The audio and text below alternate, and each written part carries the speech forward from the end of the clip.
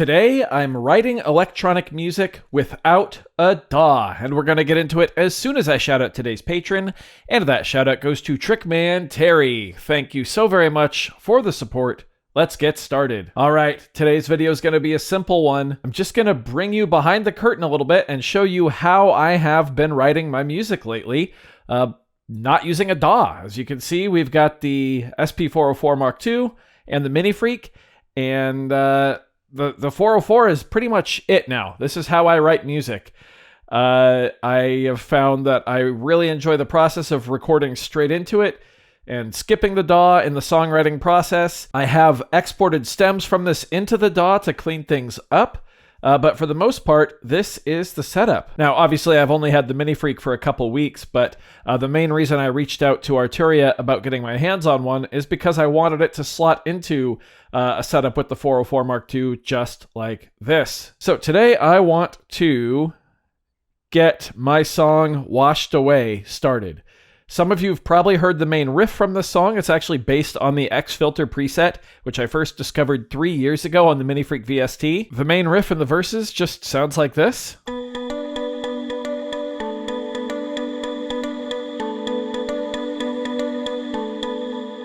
So we're going to get that recorded into a loop, and then we can work from there. So the first thing I want to do is actually go shift and tap tempo, and then, yeah, you can see subpad in the corner here. I'm going to play it.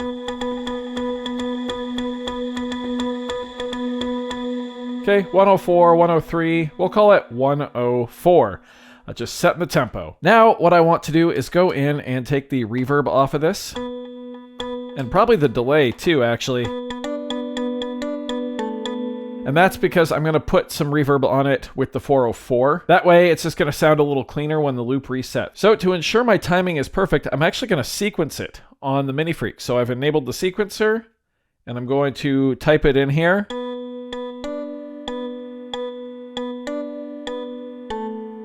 Gotta set my tempo to 104.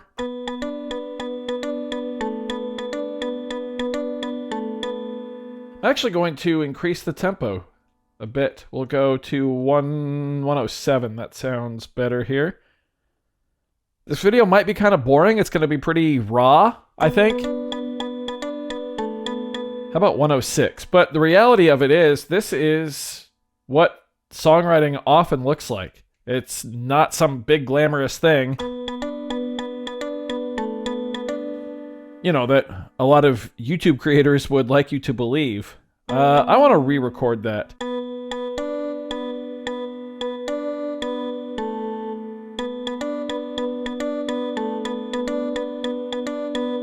Yeah, that should be okay. Let's go ahead and record that. So I'm going to go for 8 bars. And we're just going to put it right here on pad 1.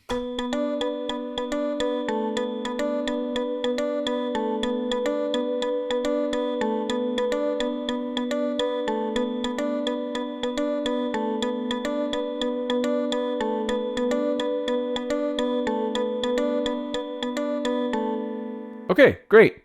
Now,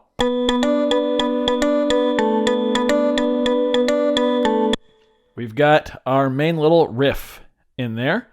I want a bass now.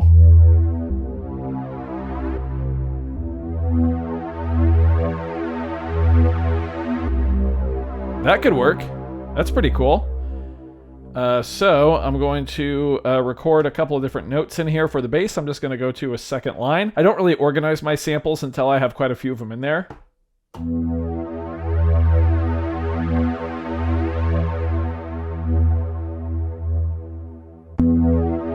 Okay, we have a little bit of a clippy sound at the front there, so we can either go into the start end and see if there's a smoother way to get rid of that, or we can simply go into our envelope setting and set the attack to 1.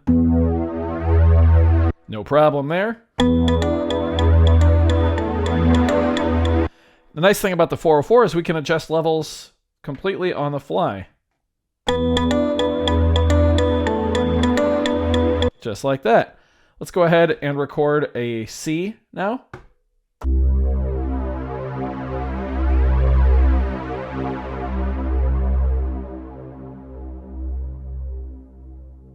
Very pretty at the end there. Okay. Okay, same thing, envelope settings. As you can see, the Mini Freak is coming in very quiet. So we can always go in and normalize these, but that's something we can do at a later time. One of my favorite things about writing this way is that it's just about the writing. Like, it's literally just about the actual music, which so many times it seems in electronic music especially, people get lost in the gear or the effects or literally any other parameter than the actual notes and rhythms going down on the page, as it were. What I am going to do really quick, though, is go in and set these two bass sounds on a mute group. Whoop. So now...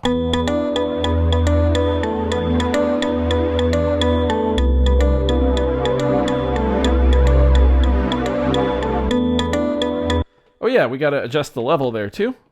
So this one's 49. Let's set this one to 49. 50's fine, yeah.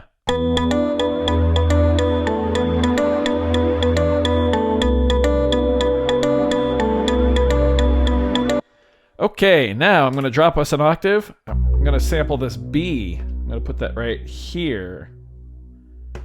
Because the chorus of this song I know is going to be in G major, so we need to go B and then F sharp. That's going to be our transition up into the chorus. So here comes our B. And for this one, I think I'm going to lower the... lower the attack on that envelope there. Let that ring out. Yeah, I don't know, something about writing this way just is so satisfying and fulfilling to me. Now here comes our F sharp. Oh. We're gonna go down an octave for that one. Yeah, for sure.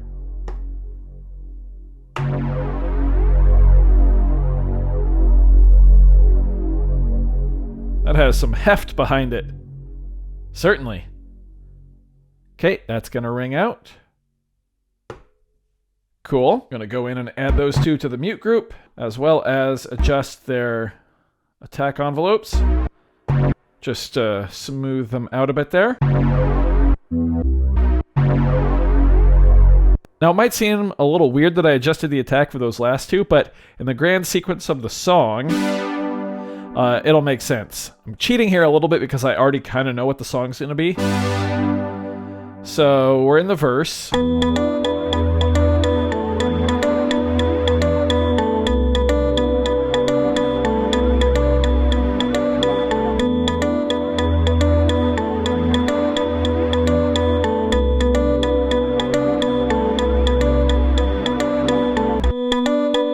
Whoop, I meant to trigger that again.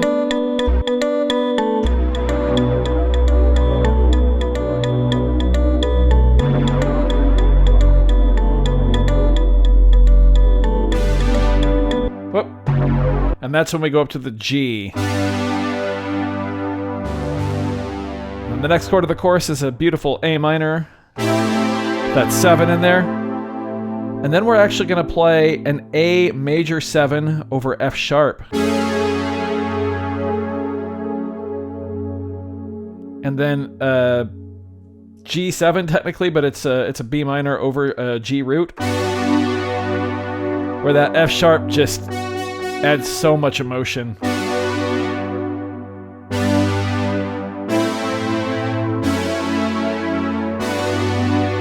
I love that chord progression. I think it's just absolutely like breathtaking. And this song is going to be about my dead dad too, so a real emotional winner. Let's go back to that bass really quick though, which was this unison bass here. And let's go ahead, drop that filter cutoff, and let's get a bass for the chorus. So for this, I'm going to come down here.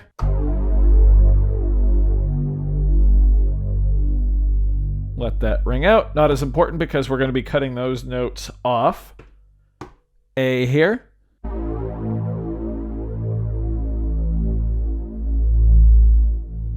Again, we can cut that one off because they're going to be in a mute group anyway.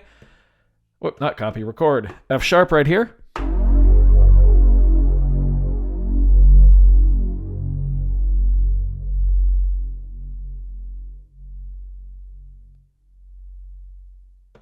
Okay, perfect. So now we'll go back down to, what was that patch we were using for the chorus keys? This lovely one here.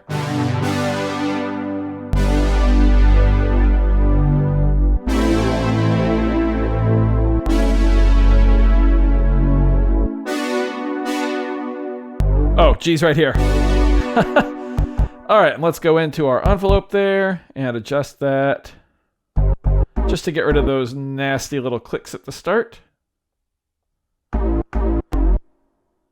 am expecting to get some pushback on this video, or at least some slightly negative comments, but this is what this is what I really do. This is what it looks like. Even at this point, if I'm writing for like a client or a drum part for someone else, I'm using the 404 or I'm using my electronic drum set going into the 404. This thing has just truly become like the workhorse of my rig. And in the 2 weeks and 2 days, yeah, I'm filming this on Wednesday the 20th. In those 2 weeks, 2 days, otherwise known as 16 days, that I've had the Mini Freak, I've probably already put at least 20 hours into it. Like, this thing is just phenomenal. Let's get these chords recorded in too here.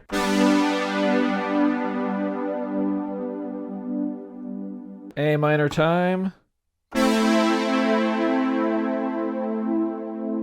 A major time. I'm going to leave the 7th out of that for now. We might bring it in for the last chorus. And then right here we'll put the B minor.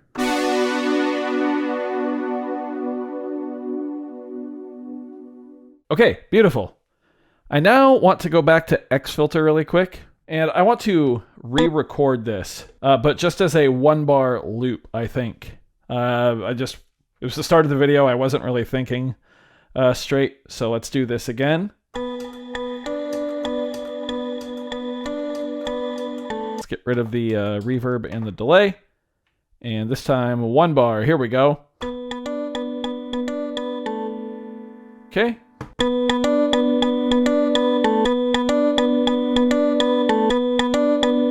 Oh no, it didn't really record that well. I forgot to change the tempo. That's why it wasn't lining up. I'm just a dummy. Those are some of the downsides about writing this way. But again, it's still sitting at hardware like this is still so much more pleasurable to me than sitting at a computer. Okay. There we go, and as you can tell, we were able to smooth that out quite nicely. We could also, just to hear what it sounds like, what do I want? Reverb right there. Whoops, and I want that on bus 2, and then we'll put this on bus 2.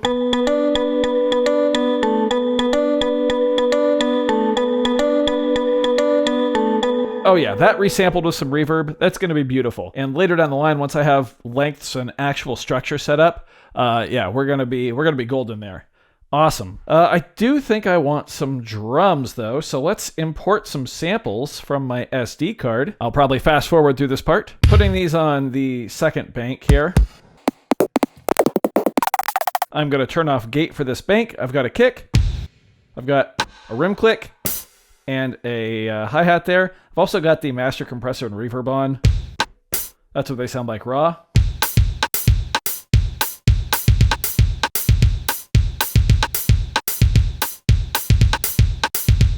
So let's go ahead and put that into a pattern really quick here. I'm going to set the tempo of this bank to 106.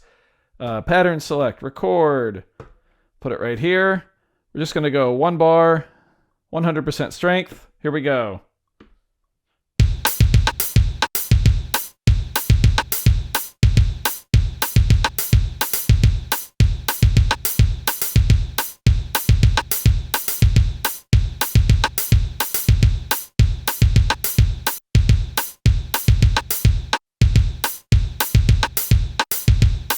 There we go. Had to fix a little snafu. Let's go ahead and copy this now over to a sample slot. Let's put it right here. Now we have that as a loop.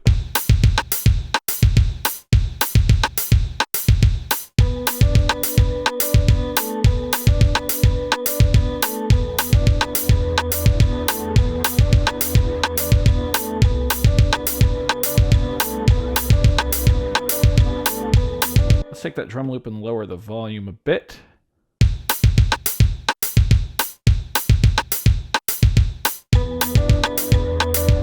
Yeah, that's hitting. Oh yeah.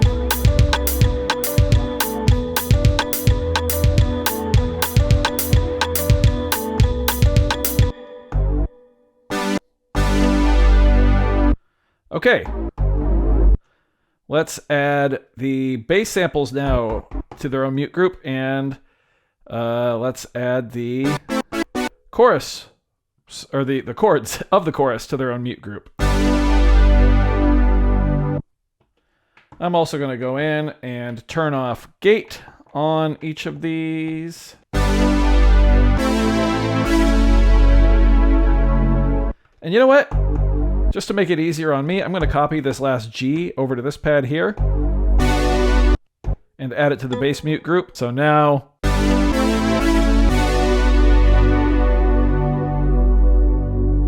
I could also link these pads here. So we could go first pad link, second, third, fourth. Now I just have to do... But I don't necessarily think we need to do that, and we only have so many pad link groups per project, so we're not going to worry about it. I think we might be ready for some vocals. And for those, I'm going to bring in this SM57. I'm going to plug it into the audio input of the Mini Freak, and the reason I'm using this is because the gooseneck mic cannot reach. So let's just work on the vocals of the chorus. So for this one, we're going to go with a completely blank preset. Effect 1, we will go straight for the vocoder. Straight for the vocoder. I'm just going to boost it way the heck up there. Down an octave. Testing, sky, yeah, okay. Effect number 2 is gonna be a compressor, I think. And we're gonna boost the voice way up, yeah. And we're in unison mode now. I set it to unison mode. I'm gonna go down to voice. Unison spread, and I'm going to drop that down. Just really anything to fatten this vocal sound up. I'm going to take the amount and turn it up. We're going to go reverb on. Back to the vocoder, turn off the dry amount. The sky's dark. This is a test. I haven't really tried like singing with a vocoder yet, but I am so insecure about my voice. This is the best way for me to get started writing. At some point, I might also throw it over to the 404 Mark II's vocoder because it's like the cleanest vocoder I've ever heard. As awesome as this one is for like designing sounds, this one is just a really clean like experience. Okay, so I'm now going to turn on the metronome, hit record. I'm going to set the length to unlimited, put it right here. Here we go. The sky's turned dark, the clouds turn gray, I see their soul in the gathering rain. Okay, excuse the lyrics. They're kind of cheesy right now. It'll make sense in the grand scheme of things, but for now, yeah. Let's get our drum loop going and just try this. The sky's turned dark, the clouds turn gray, I see their soul in the gathering rain. Okay, we're getting places, right? It's moving along. It's not perfect, but you can see how with the 404 I can go bit by bit and then start going in and fine-tuning them. For instance, if we take a peek at this vocal section here, we could go in and chop it up into sections. That way we could get rid of those like nasty breath noises in the middle. I don't necessarily think I need to do that right now. What I do want to do is exchange it with this pad here, so I have room for the second half of the verse, which, yep, we're going to record right now. Memories of that day, the last time you were there for me, before you washed away. A slight hiccup there towards the end, but that's okay. Remember, right now we're not really seeking perfection. We're just seeking good enough. So let's go ahead and start the drums.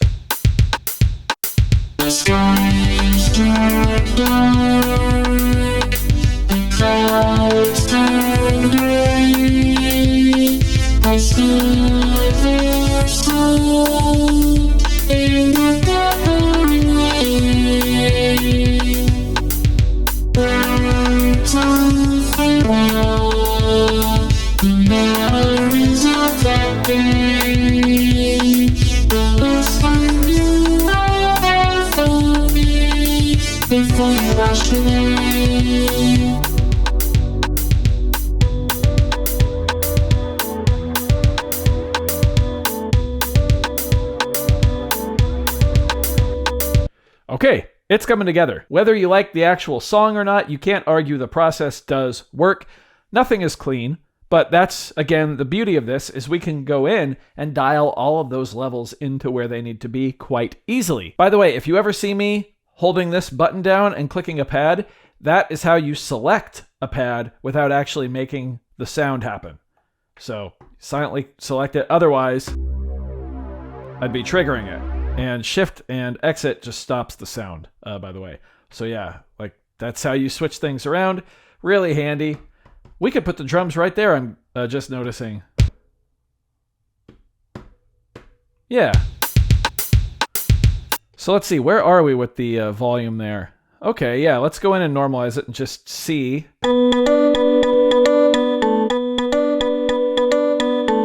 Where we can get it, okay.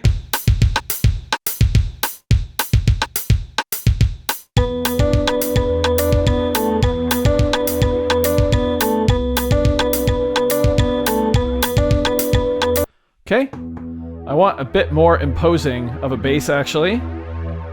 So let's just bring it up a little bit there.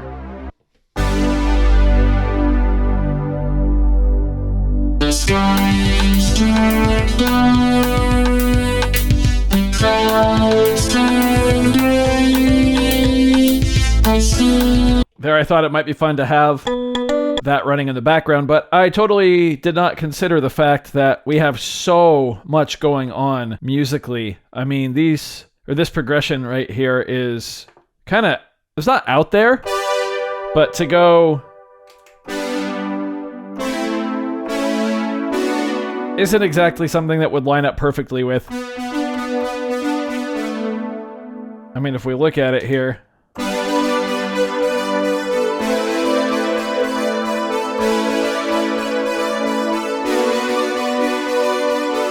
not the worst.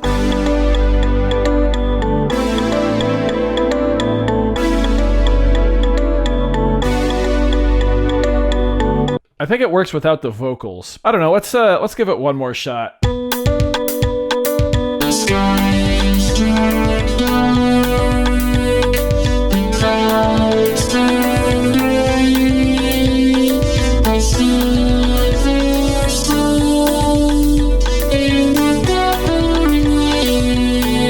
Nope, I don't like it.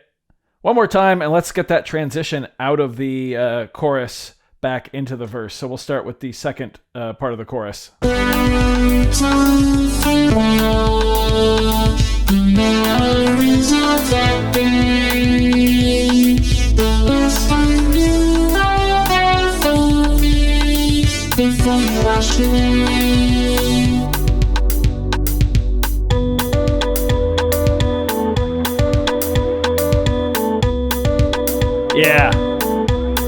Yeah, that's better. Transition out of the verse into the chorus? Why not?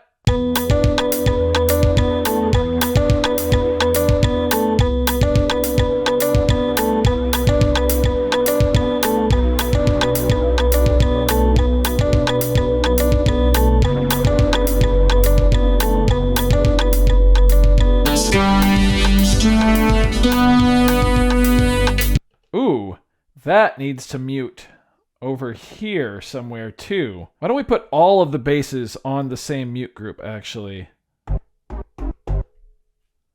Yeah, let's try that one more time. That's the beauty of the 404. There's almost always a way to pull off what you want, whether it be through mute groups, pad link, resampling, the sequencer, and exporting. Like there's almost always a way to get around it. Let's take it from right here. The sky is dark. works.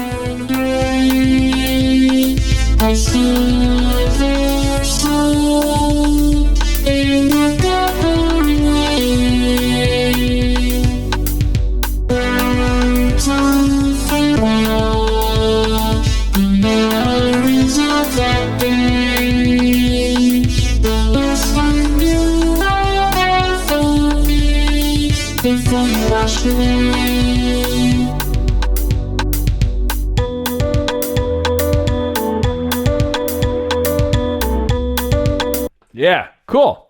Well, there we go. That is how I songwrite on the SP404 Mark II. I know I've said it so many times, but it really is just so immediate to sit down with a versatile synthesizer like the Arturia Mini Freak here and just immediately be able to capture whatever is in your head right into the 404's interface. No problems, no dealing with other crap. It's just 2 cables out of the back of the Mini Freak into the input of the 404, and that's really all you need. I have MIDI connected from the Mini Freak to the 404 just in case I wanted to do the vocoder on the 404. I don't think I need to for this video. I will probably do that to touch things up, clean it up. The vocals, pretty messy, but we can work through that. Anyway, I do hope you found this video informative or at least entertaining. Hopefully it was fun to kind of watch through my process. Maybe I inspired you or gave you an idea, or maybe you absolutely hated it. If you did like it, you can always leave a like. If you were one of the ones who hated it, dislike is totally acceptable as well. Doesn't hurt my feelings, just makes me try that much harder next time. Either way, be sure to hit that subscribe button, ring that notification bell. Thank you all so very much for being here. Thanks for watching. We'll see you next time. Bye.